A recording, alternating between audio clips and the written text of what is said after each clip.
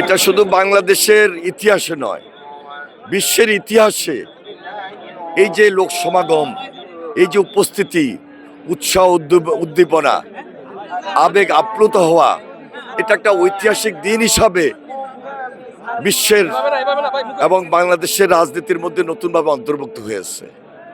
তার বক্তব্য, তার কথা এবং ওনার যে এই যে বক্তব্যের মধ্য দিয়ে জাতির সামনে কথাগুলো বলা বিশ্লেষণধর্মী এবং বিশ্লেষণ করার মতো অনেক কিছু রয়েছে। তিনি শান্তির কথা বলেছেন, তিনি নতুন একটা পরিকল্পনার কথা বলেছেন। সকল পরিকল্পনা অনুযায়ী আমাদের এখন দায়িত্ব হলো তাকে সহযোগিতা করা।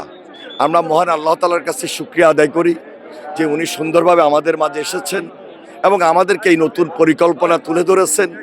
পাশাপাশি দেশনেত্রী বেগম খালেদা জিয়া খুবই অসুস্থ, ওনার জন্য আমরা বিশেষভাবে দোয়া করব যেন উনি আমাদেরকে পরামর্শ দেন।